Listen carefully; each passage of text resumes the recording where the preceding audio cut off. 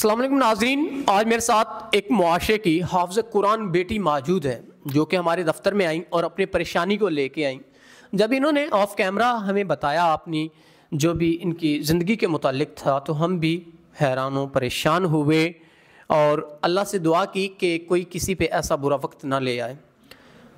इस बहन के जो मामलात हैं वो कुछ यूँ हैं कि इनके वालिदैन वफ़ात पा चुके, एक भाई था वो भी वफ़ात पा गया, लेकिन वालदा के इलाज के लिए इन्होंने जो कर्ज़ लिया था वो कर्ज़ वाले इन्हें आके इतना ज़लील करते हैं कि जिसकी कोई लिमिट नहीं है।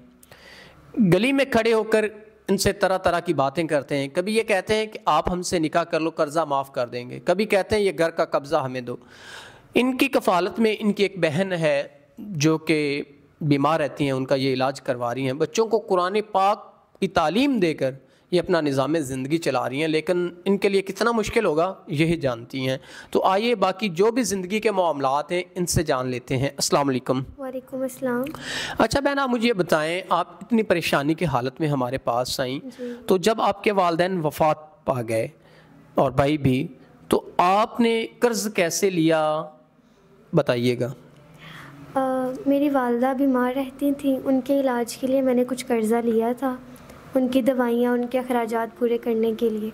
वालदा की वफ़ात हो गई और वो कर्ज़ हमसे अदा ना हो सका। वो कर्ज़ आपसे अदा ना हो सका तो जो कर्ज़ वाले हैं वो क्या आकर कहते हैं आपसे? कर्ज़ वाले बहुत परेशान करते हैं, गली में आके तमाशा करते हैं और वो कहते हैं कि आप हमसे निकाह करें तभी हम आपका कर्ज़ माफ़ करेंगे, ऐसे नहीं करेंगे। लेकिन मैं उसके साथ निकाह नहीं कर सकती, मेरी इज़्ज़त को उछालते हैं, मैं उनके साथ निकाह नहीं कर सकती। और मेरी बहन की जो कफ़ालत करेगा, जो उसका ख्याल रखेगा, जो मेरी इज़्ज़त का ख्याल रखेगा, मैं उसके साथ निकाह करूँगी, उस शख्स के साथ नहीं करूँगी।